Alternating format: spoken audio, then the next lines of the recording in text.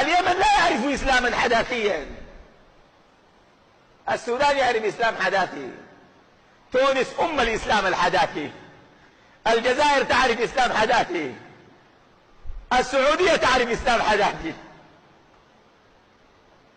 أهل اليمن لا يعرفون الإسلام الحداثي، الإسلام الذي يعيد استنبات الفكر الغربي لكن يضع على وجهه لحية ويغطي وجهه بنقاب. هذا دين لا يعرفه أهل اليمن.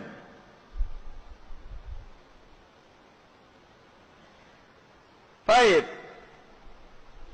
قال النووي رحمه الله تعالى في شرح هذا الحديث الذي رواه مسلم في صحيحه، حديث رقم 3301، قال النووي رحمه الله تعالى: هذه كرامة لأهل اليمن في تقديمهم في الشرب منه مجازاة لهم بحسن صنيعهم وتقدمهم في الإسلام، والأنصار من اليمن فيدفع غيرهم حتى يشربوا كما دفعوا في الدنيا عن نبي الله صلى الله عليه وآله وسلم أعداءه والمكروهات.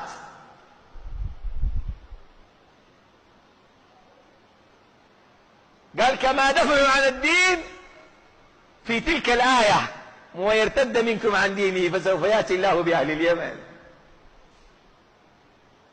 قال: كما دفعوا عن الدين ونصروا الدين، قال الرسول صلى الله عليه وسلم: يدفع عنهم الناس حتى يشربوا. وأعظم ما في أهل اليمن أنهم يقدمون ما يقدمون من تضحيات، وهم أهل فقر،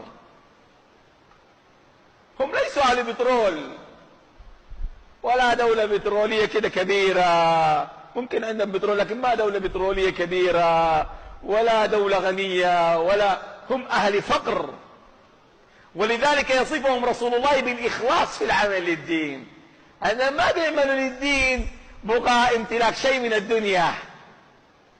يقول النبي عليه الصلاة عن عمران بن حصين قال: كنت عند النبي عليه الصلاة والسلام إذ جاءه قوم من بني تميم فقال: اقبلوا البشرى يا بني تميم. قالوا: بشرتنا يا رسول الله فاعطنا. قالوا: انت بشرتنا ادينا، انت مش بشرتنا ادينا. قال: فسكت النبي صلى الله عليه وسلم، فدخل ناس من اهل اليمن فقال: اقبلوا البشرى يا اهل اليمن. قالوا: اذ لم يقبلها بنو تميم. بني تميم قلت لهم: انا بشرتكم. قالوا: ادينا. طيب كم بشرتنا؟ دايرين عاجله. قال: فلما بشرت اهل اليمن قالوا: قبلنا بشراك يا رسول الله، إنما جئنا لنتفقه في الدين. قالوا: نجي نتفقه في الدين،